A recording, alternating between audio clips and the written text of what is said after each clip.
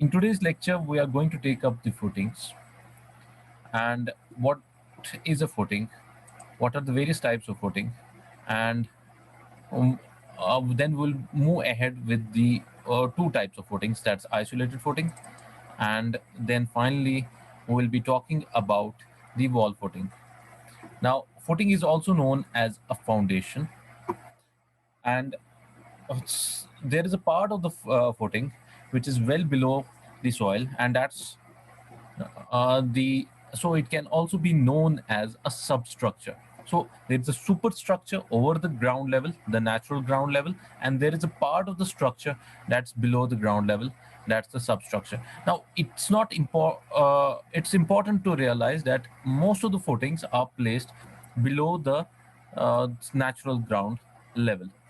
uh, Now, you must be all aware about the soil mechanics and the behavior of the soil. There are two things important in soil studies. One is the bearing capacity of the soil, and the other is the settlement of the soil.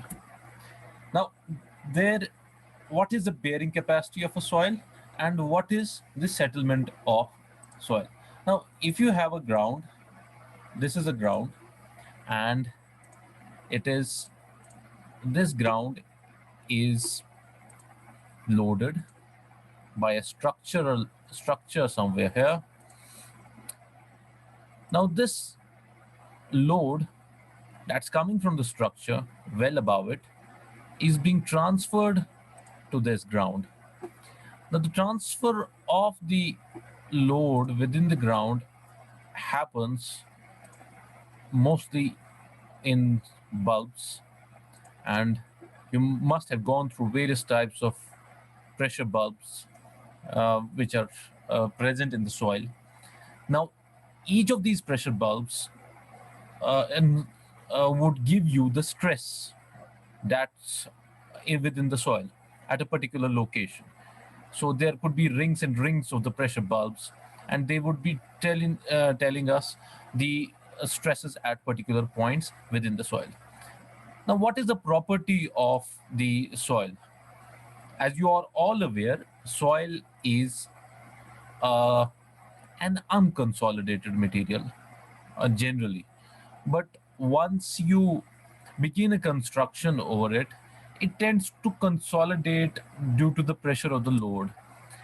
Uh, but it's being a natural process, the consolidation takes actually years and years. So there are actually two types of consolidations. One is the primary and other is the secondary.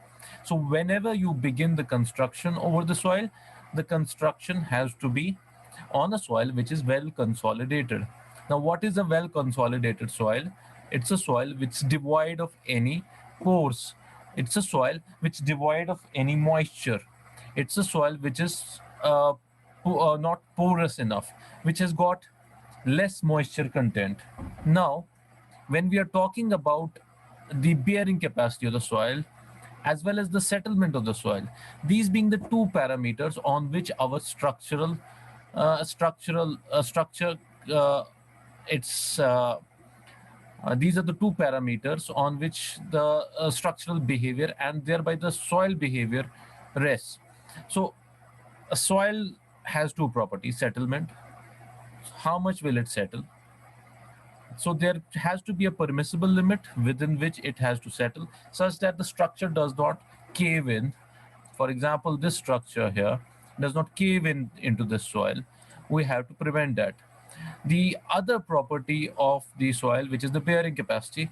Now, can it transmit the load effectively uh, in loops and pressure bulbs into the soil? So for that purpose, the soil has to have a proper bearing capacity.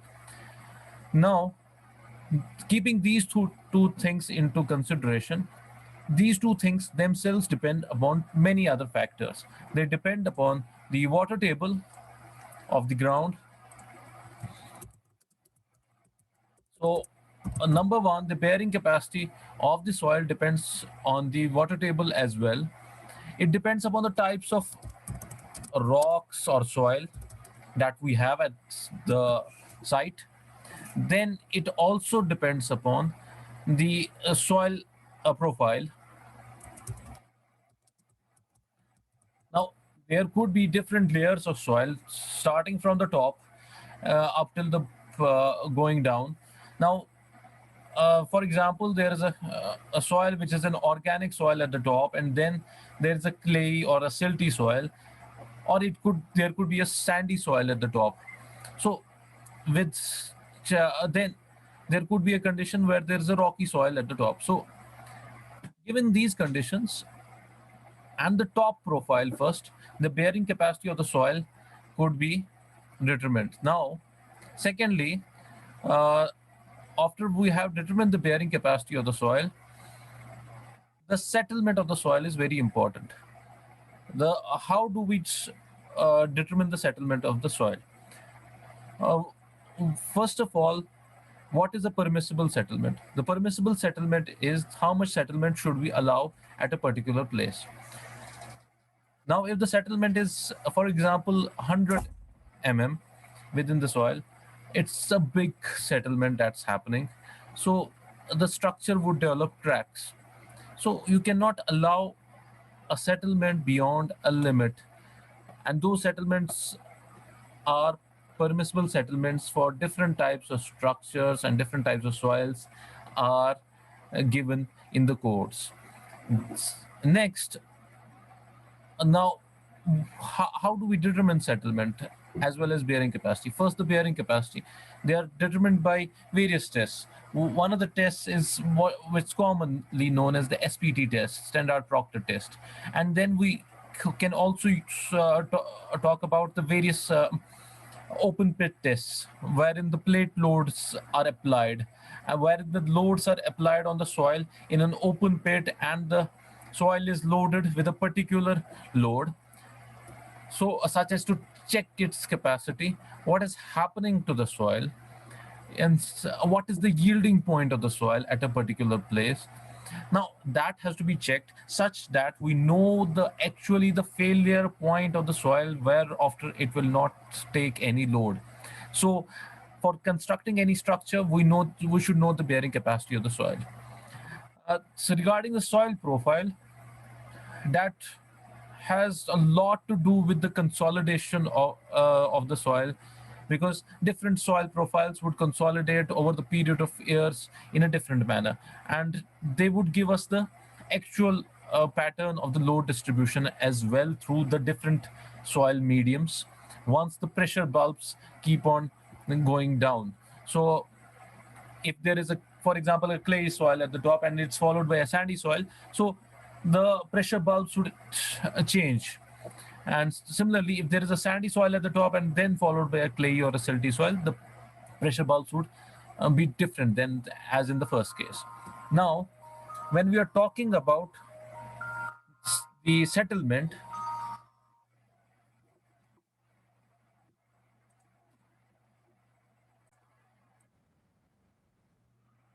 wherein the ultimate bearing capacity of the soil is obtained, and we can get the probable settlement of the soil as well under a given load. So the test itself consists of that you have a rigid plate at the bottom of the setup, and it's loaded by a hydraulic jack on which has a reaction behind it, a reaction plate behind it.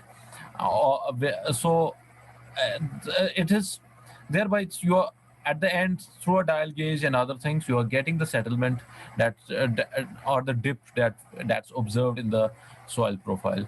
So that's about the how do we determine the settlement and the bearing capacity of the soil. So next, when we are talking now about the foundation, now why is foundation required? First of all, what is the need of foundation? And you would say that the structure is going right here. Why don't we keep the structure like I was showing here, standing over the soil? What is the need of this is soil profile? For example, this is soil profile, and this is the structure above it. Why don't we just keep the structure over the soil?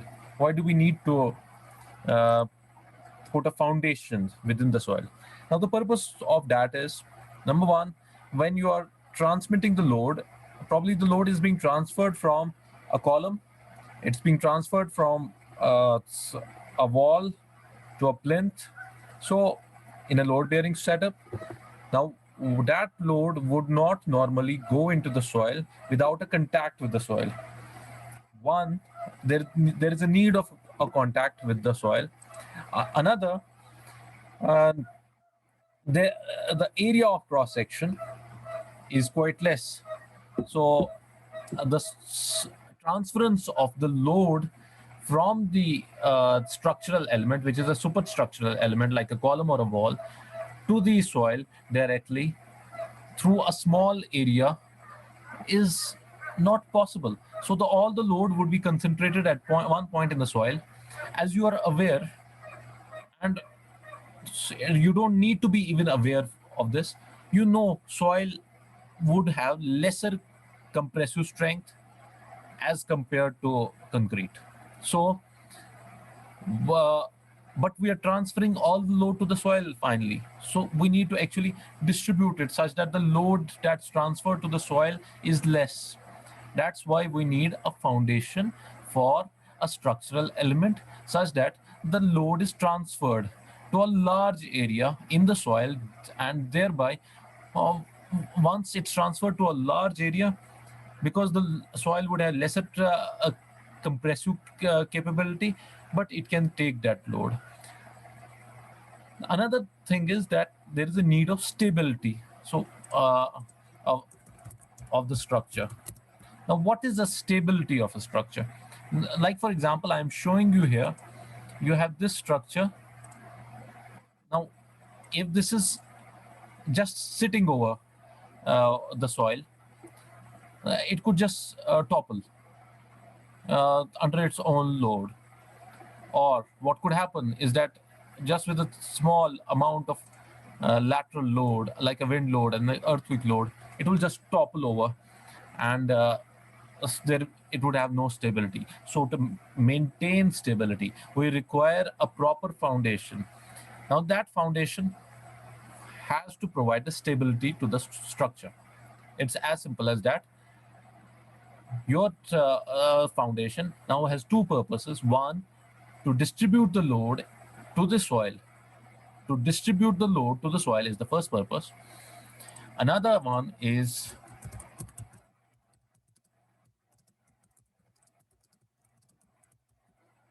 this is the first purpose of the foundation. The second purpose is the stability of the soil, so of the structure. To maintain the stability of the structure, we require the foundation. Now, to distribute the load to the soil, we need to know the compressive capability or the bearing capacity of the soil. Because why don't we call it as a compressive strength, and rather we call it as a bearing strength of the soil? Because the soil tends to deform under the load, and there is a particular point at which the load is first applied on the soil. So that portion might bear out even without a proper compressive strength.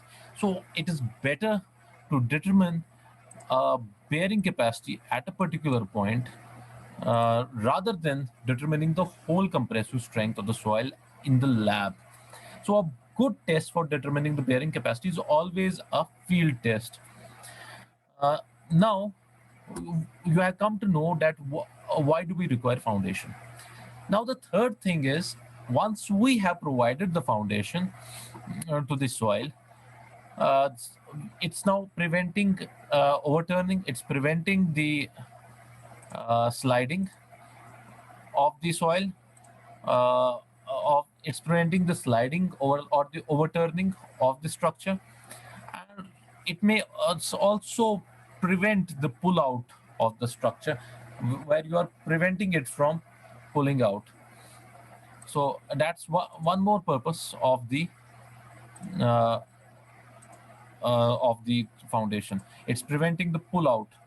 So if you have a look, the foundations would be in different structures.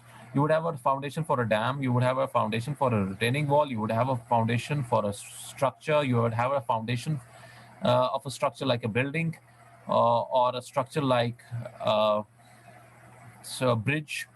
All require foundations because the load has to be ultimately taken by the soil. Soil takes up all the burden of whatever is over it.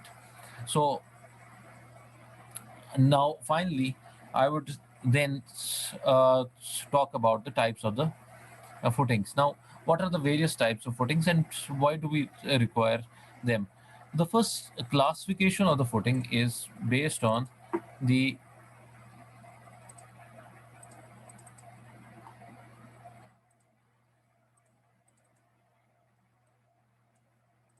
these are the types of the footings. Now, the first classification is based on what is the depth of the footing.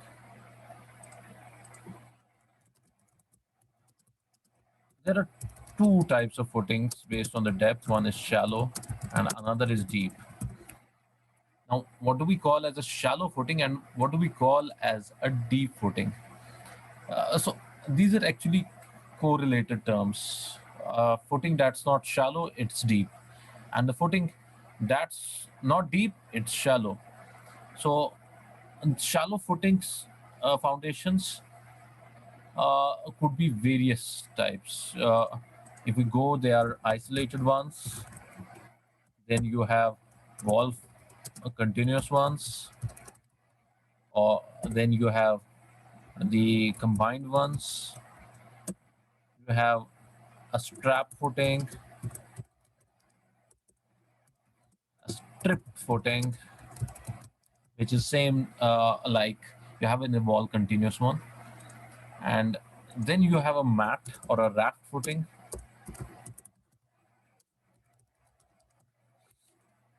So these are the usual types of shallow foundations that we usually encounter in the structures.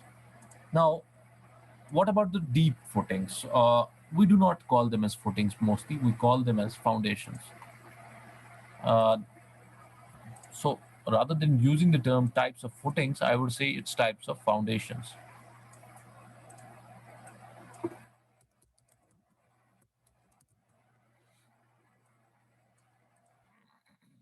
So when we are talking about deep ones, they are piles which are most common. So then there are various types of pile footings themselves. They are all deep, taken to the maximum level up till which there is an achievement of the bearing capacity.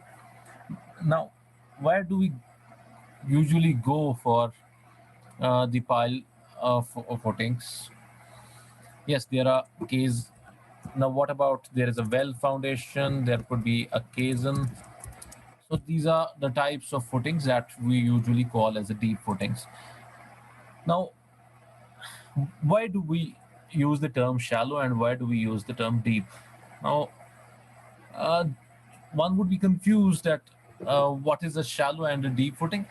It's clear here that these are the shallow footings and these should be treated as the deep footings. Now, there are certain cases where certain micro piles are used, which are small depth piles. They could be treated under the shallow category. So it's a vague terminology or of the classification. But mostly what we are mostly concerned with is if we are using isolated footing, why do we need to use it, and what is the purpose of its use, and how then we design it. So these are the three things we need to know. What's the purpose of each one of these footings? Why do we need them? And what is the actual, what is the purpose? Why do we need them? And how do we design them?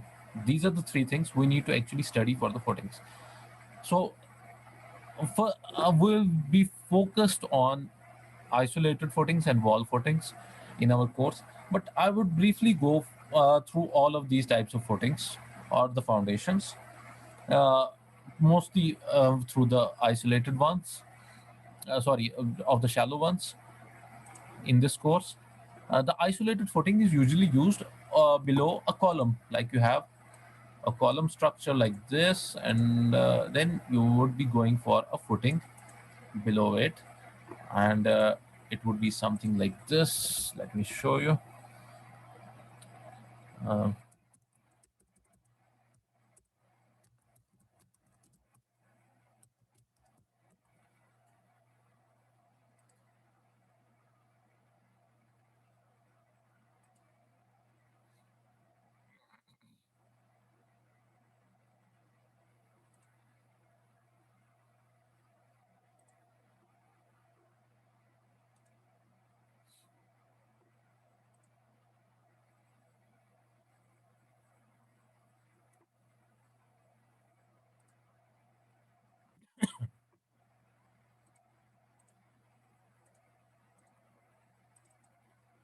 so here you are seeing there is a these are isolated footings. Just below the column, we have a mesh of reinforcement and the concrete. So this is an isolated footing. Then combined footing, if you go for that, now this is a combination of footings between two columns, and you could have even greater. You could have between three columns as well. You could have between four columns as well. So you can call them as the combined footings as well. Now there could be further classifications. It could be combined square, rectangular like this. It could be combined trapezoidal. So then you could have combined footings along with the strip or the along with the strap. So the strap footing is actually a combined footing, but you have a beam here. It's a strap beam connecting to the two footings between the two columns. So this is known as a strap footing. And what is the strip footing? The strip footing is a continuous footing below, like you have example in this case, below a wall or like this. So we usually say that these are the strip footings which are placed below the walls. Now, when we are talking about all these types of footings, what is common between all these types of footings is that the loads are being transferred through these footings into the soil below it.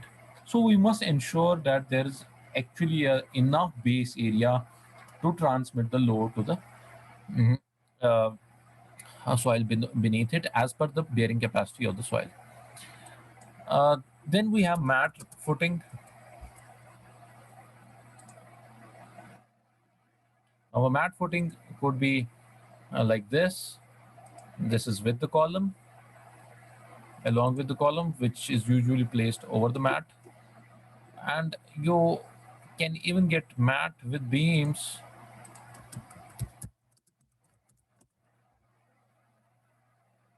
uh, somewhat like this. You have a mat footing below it, there are beams, and then there are columns. So it's like an inverted slab condition. Uh, these are all columns, and then you have you could have a beam arrangement. Next, we are going to talk about this is a case of a flat plate, so it's without beams, and then the other one is with beams.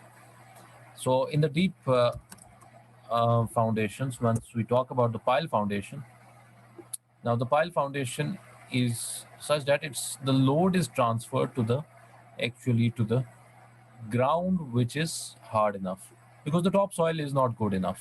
It's not able to take the bearing load, or the load is such large that the topsoil will not be able to take that much amount of load. So the load has to be transferred through a process to the earth's soil beneath it. Now that's done by two or three things. One is an end bearing pile wherein the load is directly transferred to the consolidated hard bed which is available somewhere.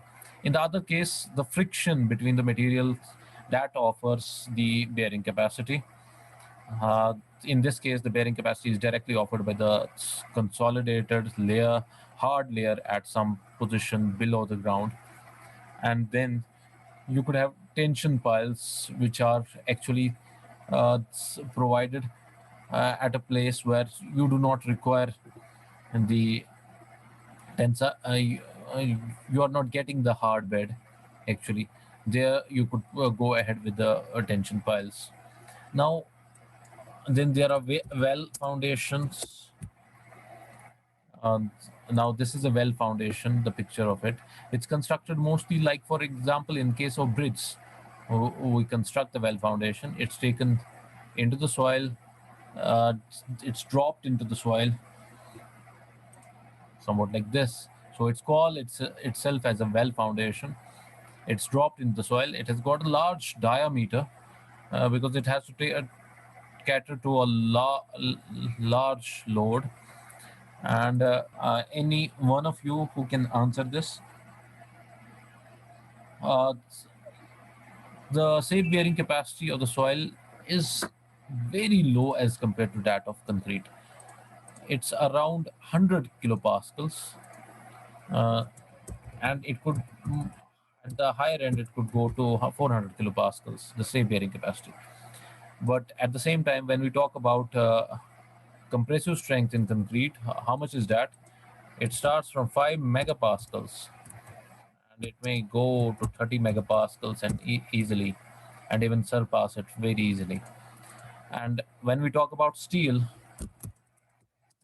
that's a lot, 250 megapascals as compared to 415 megapascals in for high strength steel.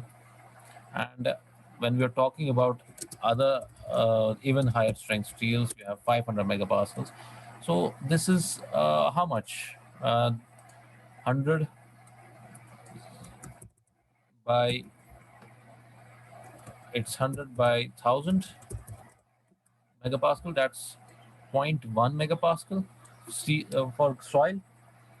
So zero point 0.1 as compared to even a normal grade concrete, which is 20 megapascals, it's just 0.005 times. That's 0.5% of what, just 0.5% of the concrete, 0.5%. So this is the all the bearing capacity that you have available, or the same bearing capacity that you have available for the soil. Now, what is the difference between your bearing capacity and the soil safe bearing capacity? You are actually taking the factor of safety while for design purposes. So the safe bearing capacity, which used for the design purposes, is 100 to 400 kilopascals for soil, and it's quite less. Thereby, once we are designing now we are talking about the isolated footing. Now, where do we first of all provide the? Let's go to the isolated footings first.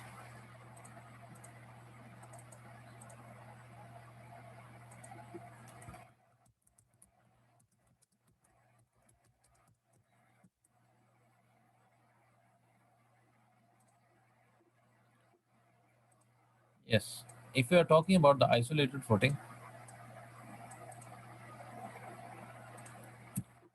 where do we use it first? It's a shallow foundation, so it will not have large depth. The base area or the width of the footing is higher as compared to the depth of the footing. That's a term that mostly is used to define the shallow foundation. So isolated footing would be used where you have a good quality soil. It's natural. If there is not a good quality soil, where the soil is settling down, you are putting the load, it's going down. So it's, you cannot put the isolated footing there, or any case of shallow footing. So a good quality soil is required. So it should have a good bearing capacity. Second, the settlement of the soil should not be uh, large enough. In case of isolated footings, why do we provide the isolated footings? For example, you have a plan of a building, and these are the columns.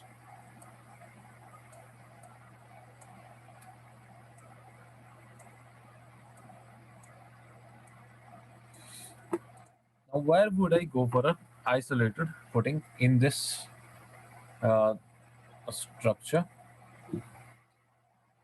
Do I go for an isolated footing for these columns, or do I go for a combined footing? Do I go for a mat footing? How do I know about that? The first thing is, what is the distance between these columns? If it's quite large, I don't think there is any need, because the load is actually being taken down by the columns themselves, not by this whole structure. So there's a large gap between the columns. Then you go for isolated footings. So that's the first thing. When there is a large spacing between the columns, you go for isolated footings.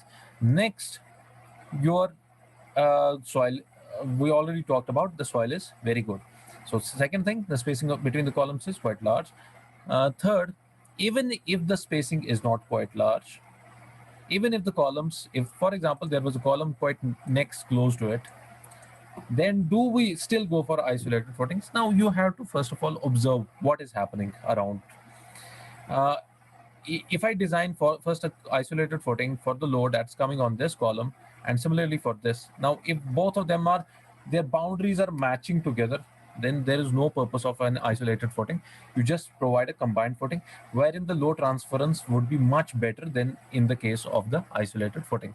So it would depend on what is happening. If it's something like this, or इनके बीच में gap बच रही है, and then you calculate what's the total volume of the footing here and what's the total volume of the footing here. If that is coming out to be less than what is happening when you have a footing, a combined footing being provided, if the volume, you will compare the volume between the two, such that you actually, for a safe design, at the same time you have to check whether the design is economical as well. So that's the next thing that you observe while designing an isolated footing. Now the third thing that you mostly need to take into account is your, what is the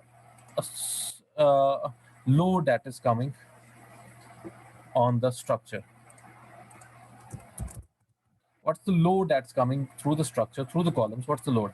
If the load is quite large, then there would be a big isolated footing that would be, so it would be a wastage of the material. So when the load is quite large, you, and there are columns, a limit to the columns. Uh, uh, you cannot keep 100 columns, for example. Even if the spacing is quite large, then you might have to go for example, a combined footing in this case, if the load is quite large. Uh, or a combined strap footing, or it could be it's a footing which is which ultimately becomes the mat. So there are various considerations that you need to take into account based on, one, the safety, uh, next on the economy.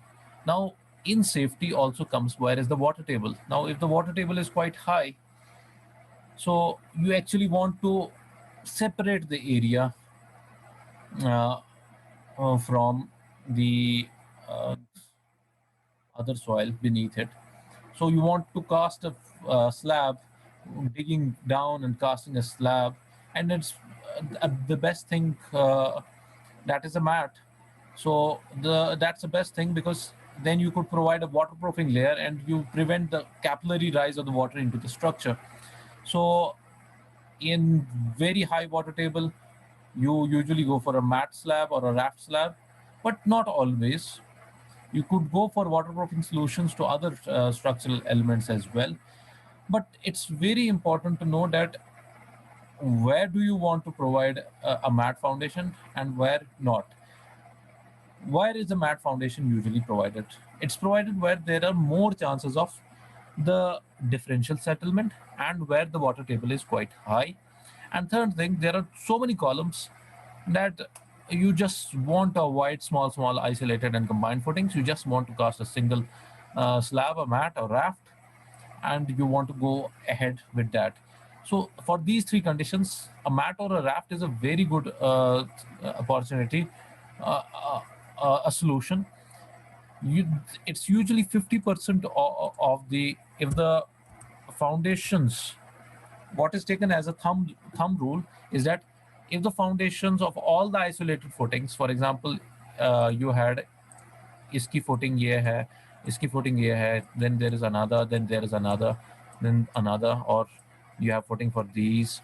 Similarly, if you had more columns, now if all the footings become 50% or greater than the total plan area, you usually then go for a mat foundation. It's better to go for a mat foundation because you would be saving the material, as well as saving the cost of the shuttering and the other things which are required for individual footings.